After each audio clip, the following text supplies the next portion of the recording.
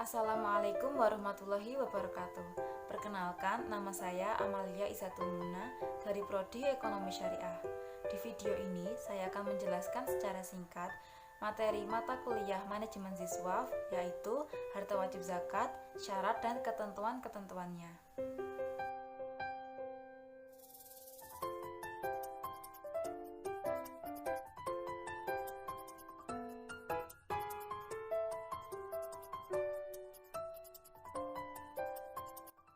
A. Syarat harta wajib zakat. Suatu harta wajib dikeluarkan zakatnya jika sudah memenuhi 6 syarat berikut.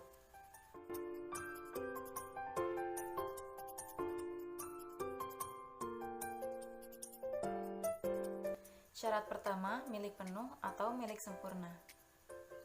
Kepemilikan yang dimaksud di sini bukanlah kepemilikan hakiki, melainkan kepemilikan derivatif manusia atas harta. Karena kepemilikan hakiki hanyalah milik Allah semata. Dikatakan milik penuh jika terdapat suatu hubungan antara seseorang dengan suatu benda yang membuatnya secara mutlak dapat menggunakannya dan menghalangi orang lain untuk menggunakan benda tersebut. Jika suatu barang tidak memenuhi syarat ini, maka tidak diwajibkan zakat atas barang tersebut. Berikut adalah contoh harta yang dimiliki seseorang, namun kepemilikannya tidak sempurna sehingga tidak diwajibkan zakat atasnya. Harta yang tidak punya pemilik tertentu, seperti harta pemerintah, harta organisasi atau lembaga, atau tanah wakaf, maka tidak ada zakat atas harta-harta tersebut, kecuali harta wakaf yang diperuntukkan kepada orang tertentu atau ahli wakaf. Menurut jumhur, wajib zakat atasnya. Terkait masalah utang piutang, para ulama berbeda pendapat. Menurut Ikrimah dan Atta, utang piutang merupakan harta yang kepemilikannya tidak sempurna, sehingga tidak wajib zakat atasnya. Utang tidak wajib zakat. Zakat tidak wajib bagi penghutang karena uang tersebut bukan miliknya, sedang piutang tidak wajib dizakati karena tidak di tangannya dan tidak dikuasai. Namun mayoritas ulama membagi piutang menjadi dua, yaitu piutang lancar dan piutang macet. Menurut jumhur ulama, piutang lancar wajib dibayarkan zakatnya setiap tahun walaupun harta tersebut tidak di tangan. Namun piutang macet ada 3 perbedaan pendapat dalam pembayaran zakatnya. Pendapat yang pertama, tidak wajib zakat sampai harta tersebut benar-benar dikembalikan. Yang kedua, wajib zakat ketika kembali untuk tahun pengembalian saja. Dan yang ketiga, piutang macet yang dikembalikan tidak wajib zakat, baik tahun pengembalian maupun tahun-tahun sebelumnya.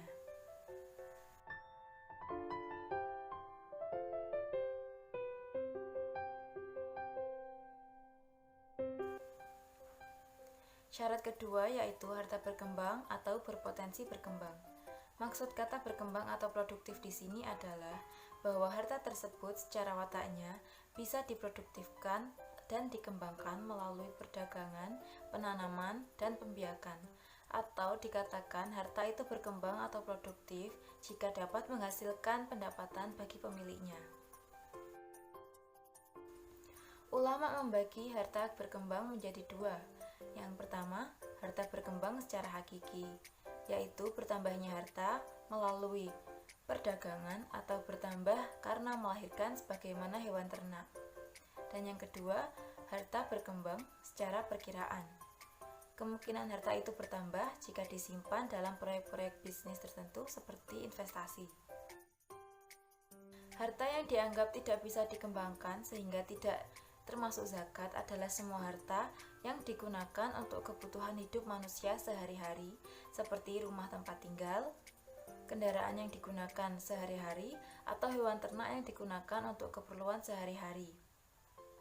Termasuk kategori harta yang tidak dapat berkembang atau tidak berpotensi berkembang adalah perhiasan yang dipakai perempuan, selama perhiasan tersebut dianggap wajar.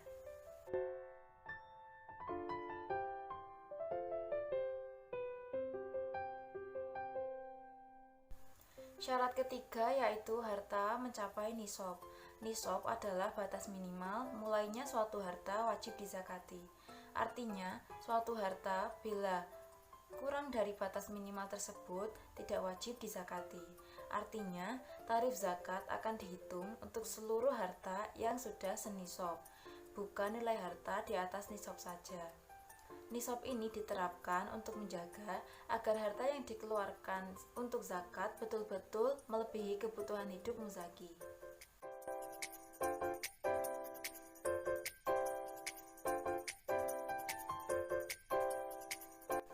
Syarat keempat, harta melebihi kebutuhan pokok. Kebutuhan pokok ini dapat diukur dengan kebutuhan rutin fisik minimal untuk diri muzaki, keluarganya, dan orang-orang yang menjadi tanggungannya sehingga mereka dapat hidup sehat. Penetapan kebutuhan pokok ini diukur berdasarkan kebutuhan hidup layak yang ditetapkan oleh para pakar dan ahli ijtihad di bidangnya.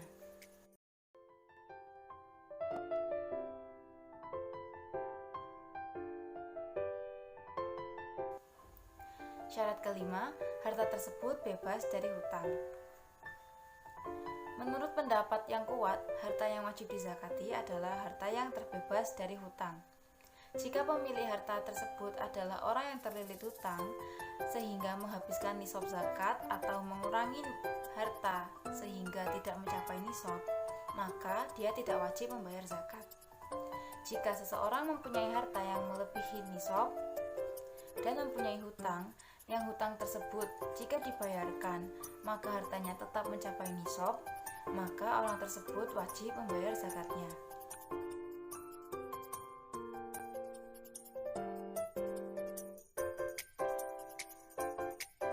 Syarat keenam, kepemilikan sudah mencapai 1 tahun atau 1 haul. Syarat ini hanya berlaku pada zakat modal, misalnya ternak, uang, dan harta benda dagang. Sedangkan pada zakat pendapatan seperti hasil pertanian, profesi, dan harta karun, persyaratan tidak diberlakukan. Karena zakat yang dikeluarkan adalah pada saat pendapatan diterima.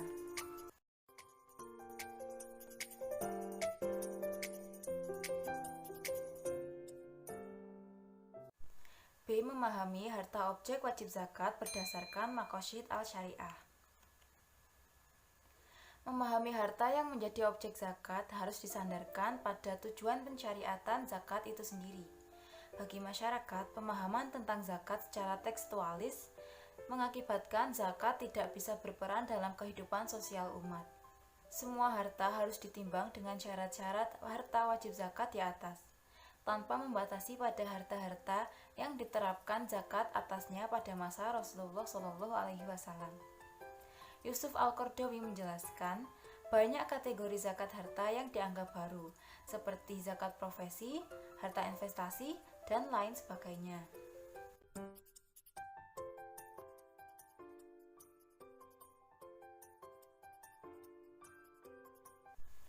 C. Bahaya penerapan tekstualis dalam harta wajib zakat.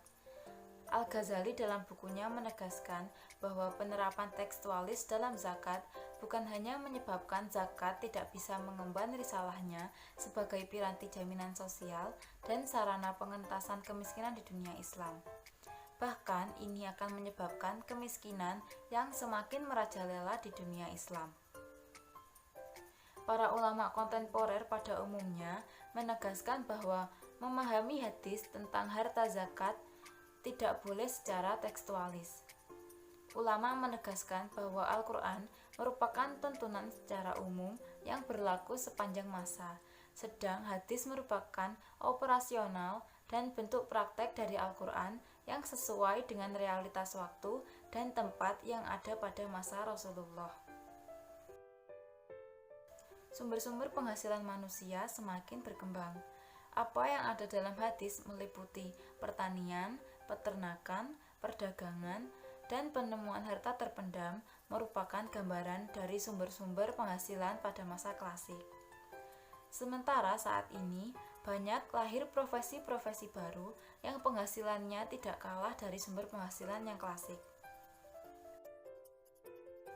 Oleh karena itu, dalam menetapkan harta wajib zakat, mayoritas ulama kontemporer berpedoman pada keumuman Al-Quran serta berpegang pada tujuan syariat dalam ajaran zakat.